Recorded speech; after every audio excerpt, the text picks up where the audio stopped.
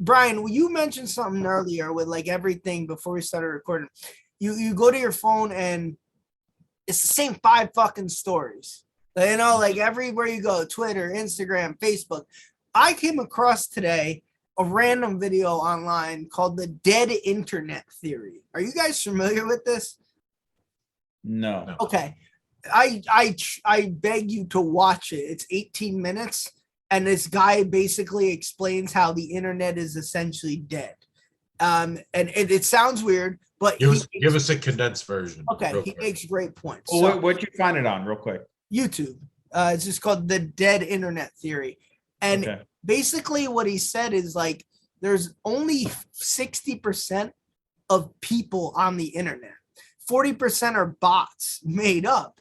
So what the internet does is and then like dead profiles too. Right. So what's weird and what he was talking about is true. We're from the age where we got the internet in the late 90s and there was places to go, right? You had chat rooms where you were interacting with actual humans.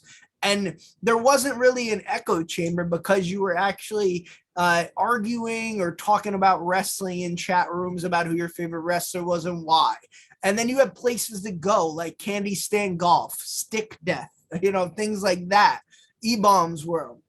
You had fun things to do on the internet instead of just going to 5 places. So though the internet seems huge, think of it as a hot air balloon with everything condensed so it seems big, but it's just full of 5 things.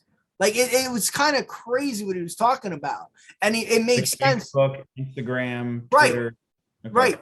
So like, so it's now what these companies have done, they kind of like, they took over, as we know. I mean, we're not stupid. The algorithms and stuff, they kind of like tricked us as humans into thinking that like, oh, they whatever you watch, they'll recommend videos of what you like. Like in a way, they do the exact opposite. Because let's say you constantly like photos of dogs and cats. Oh, you like photos of dogs and cats. And then all of a sudden you'll get a photo that pops up on Facebook. Look at what someone did horribly to this dog. Right? You see it? You know what I'm saying here? So it's like they constantly want to keep us upset. So if you comment on a video, let's say you go to CNN, he listen to Don Lemon speak, and you hate Don Lemon, and you comment argumentatively on Facebook. What they'll then do is find another argumentative topic to pop up on your Facebook. So you keep arguing and you're miserable and you're pumping energy into all these things. Then when you go to Twitter, it's the same thing about Drake.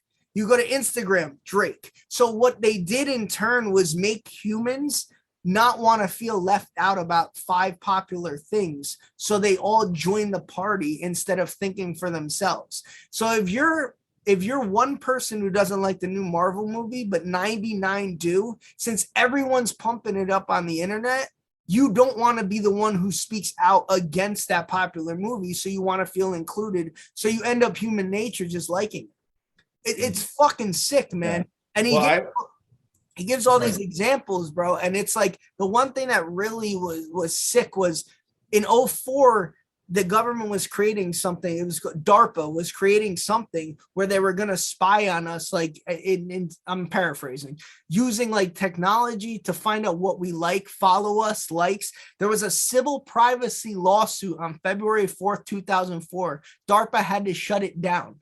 On February 2004, Facebook opened the same day.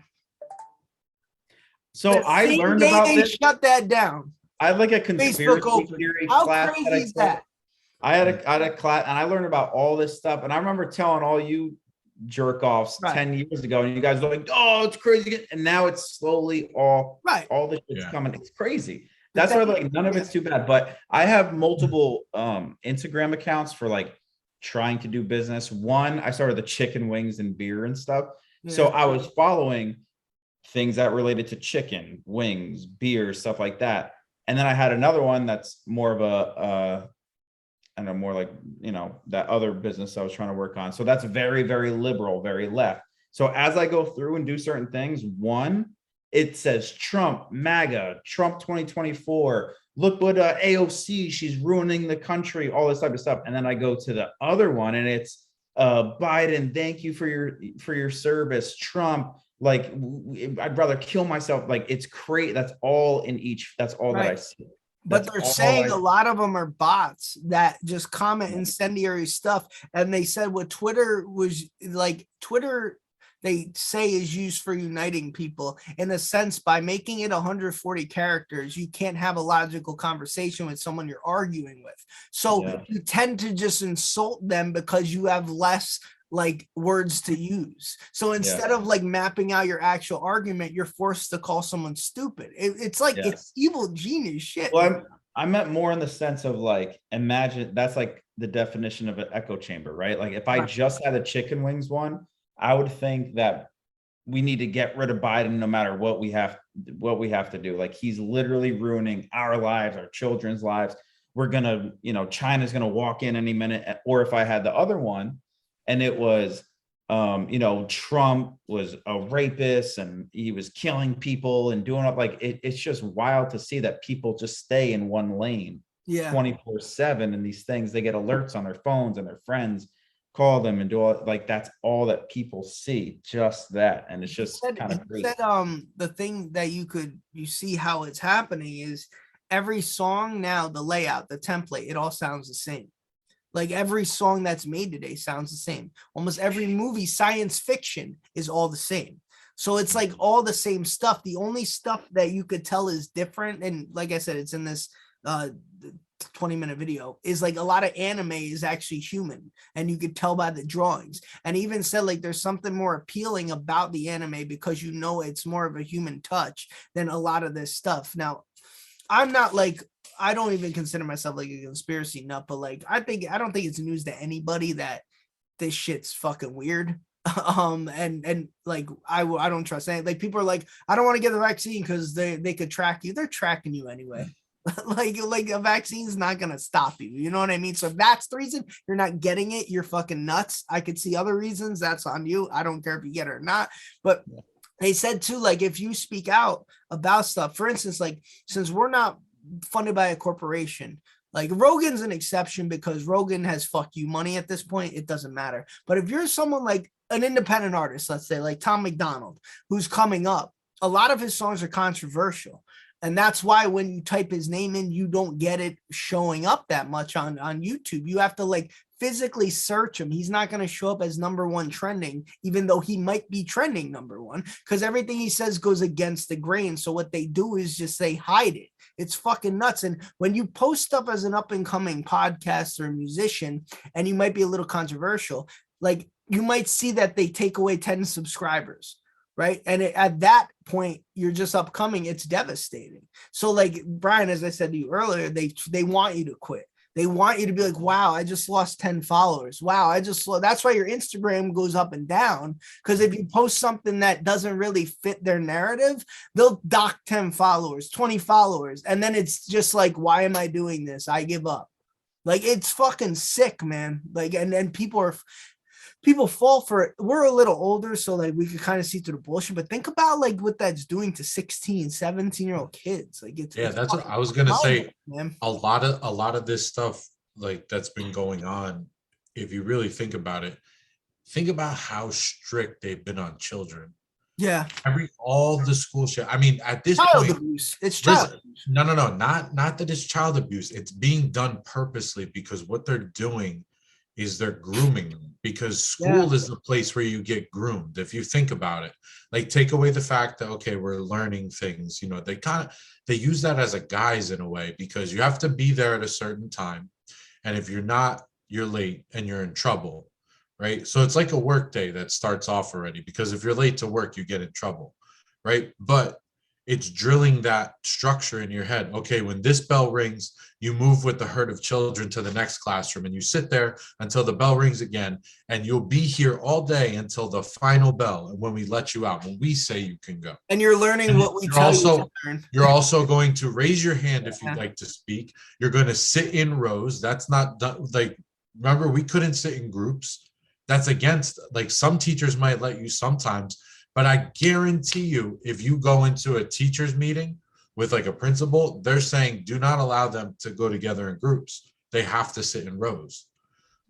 Unless it's something, you know, that it's just like an understood type thing. But like, they're very tough on the children now because they're grooming them for the future to be obedient. Because the millennials, this generation, like around now, we're the ones that are speaking out against a lot of these things. Yeah. So it's disruptive, and politics can't get back to being as usual because we're saying, wait, what the fuck is this? What the fuck is that? And we're pointing all these fucking things out. And you have these guys, like, I'm not picking on him at all, but Biden, how fucking old is he? He's from the fucking 40s and the 50s, the good old days when they were fucking, everybody was dumb to the everything good old that was days to happening. some people. They weren't that good to a certain. No. I'm not saying it in that way. I'm Yeah, saying it in the terms of like, people were fucking stupid and they just said, well, I got a nice house. You know, things were things weren't super expensive. You could fucking buy a house that your family could live in on a fucking postman salary. That's what my grandpa was a fucking postman. Yeah. My grandma was a waitress. They fucking sold, and at the end, it's like they sold their house for like $500,000. Yeah, now it's, you know, but like you can't do that shit now. So that's when people start questioning things because the fucking level of greed has outweighed the fucking need to actually help people. So when everybody you're going to vote for Trump, or you're going to vote for Biden, they're both going to fuck you. They don't give a shit about you. You're fucking poor to them. They don't give a fuck. They want your money. They become presidents for reasons. But getting back to what I'm saying, they're grooming the children to be obedient because our generation is speaking out to all the things that are fucked up. And that's why they're so tough on them now. And that's why they fucking drill them with this. Put your fucking mask on, sit down, shut the fuck up, stay home now, be on the computer, learn at home. It's a new level of fucking programming. Well, that's an interesting way to look at it, Eric. Well, there was I think she was like second grade, third grade. This girl, she was suspended from school like 30 times for not wearing her mask. She was like, I don't want to do that. And they're like, okay, well, you're done. And then I was talking to a lady I work with yesterday actually about this. And she said one of her good friends, the woman like made both her and her husband had crazy jobs, beautiful house in down the shore, built it from scratch. And their daughter was 5 and they're trying to tell her if she's not going to wear a mask and she had to get tested every week and all this other crazy stuff if the parents were going to be vaccinated. I don't know, she was going into it.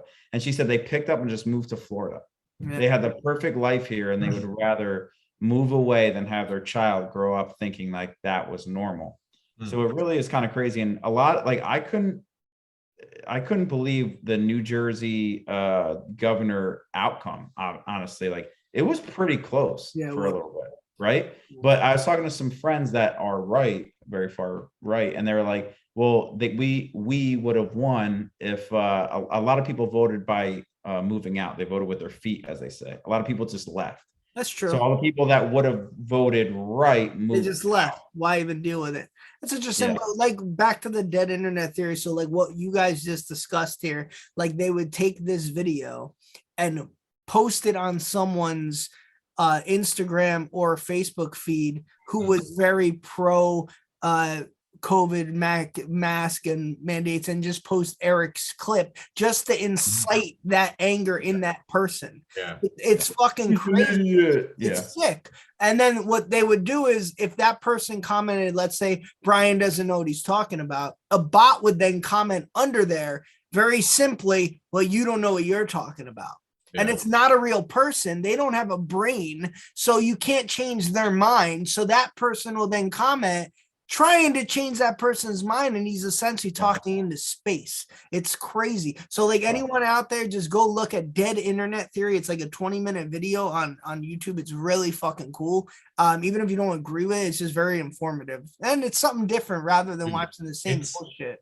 If you think about it, it's like we're in a fucking farm and like we don't even realize it. Like if you go to a farm where they have cows, like dairy cows, right? Like they're fucking milking them, but what they're doing is they stick their head in a fence that they can't fucking go sideways and pull out of. And then they put food right in front of them. So they're saying, here's food. So we'll distract you with the food so we can fucking take your milk. Right. And it's like, and the cows just like, they get used to it. They're just like, yeah, all right, it's whatever. Who gives a fuck? They're just taking the milk. At least we got free food here. It's not the end of the world. It's everything that they do with us now. Why do you think they fucking give us the internet? They focus so much into improving technology because they want you more immersed in it. They want you more. Well, the longer we're on, they're gathering. The longer we're on right now, they're in our computers gathering our likes and dislikes. Like they're getting to know us. Like that's what he even mentioned. Unplug when you're not on. Unplug. Sign out. Yeah, but I'm just saying. Hey, look. I'm saying like the. I'm just saying like the bigger picture type thing. Like it keeps us distracted from things that they do. Yeah. Well, because it's almost like, hey, if we fucking sit and we fight and argue amongst ourselves because I don't know. I have a green thing on my hoodie and Eric doesn't like green. And Eric's like, you know what, Brian, fuck you, fuck your sweater. And I'm like, you know what, Eric, fuck you, fuck your couch. And like, we're just back and forth. And then meanwhile, they're doing whatever the fuck. Meanwhile, you go to the gas station tomorrow and it's all of a sudden $5 a gallon. Yeah. And you're like, but that's what I'm saying. Happened? But that's like the fucking cow getting its milk stolen because you're like, oh man, gas went up again. Here's my card. Yeah, no, but that's really cool though. But yeah, dead internet. That's not really cool. No, dead internet. No, the dead internet. It's our everyday lives.